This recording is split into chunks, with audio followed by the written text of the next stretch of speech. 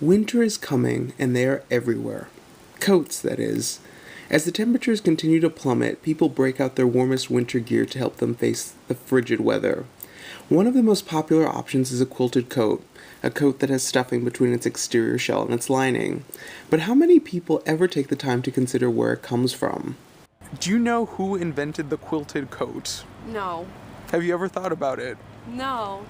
Would you be surprised to learn that it was invented in 1937? Kind of. It's kind of late. I think it would be invented sooner. Where do you think it would come from? A man in England. Have you ever considered who invented the quilted coat? I have not. Would you be surprised to learn that it was invented in 1937? I would. That's a little bit later than I would think. Where would you guess that it would come from? Somewhere like really cold, probably some cold European country. Have you ever thought about who invented the quilted coat? No. Would you be surprised to learn it was invented in 1937? Yes. Where would you guess that it would originate from? Oh my god, I'm embarrassing. Europe. Have you ever thought about who invented the quilted coat? No. Okay, do you own one? I think so, yes. Would you be surprised to learn that it was invented in 1937? Yes, that's way too late to have coats invented. Where would you guess that it would come from if you had to guess? Some elderly men in Siberia trying to stay warm. Many might be surprised to learn that the quilted coat was invented in 1937 by American couturier Charles James.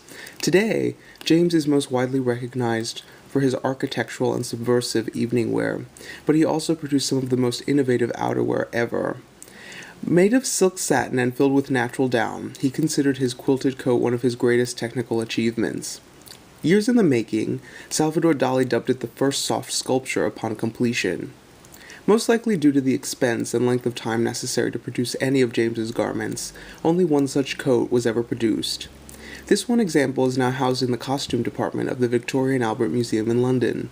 In May of 2014, the Metropolitan Museum of Art in New York City will produce the largest solo exhibit of James's work entitled Charles James Beyond Fashion.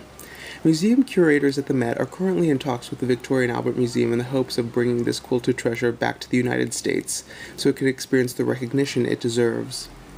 So the next time you pass someone bundled up to fight the winter cold or don any winter gear yourself, keep in mind you're wearing a soft sculpture and wrapping yourself in a little piece of genius. For Loyola University Chicago, I'm Martin Lerma.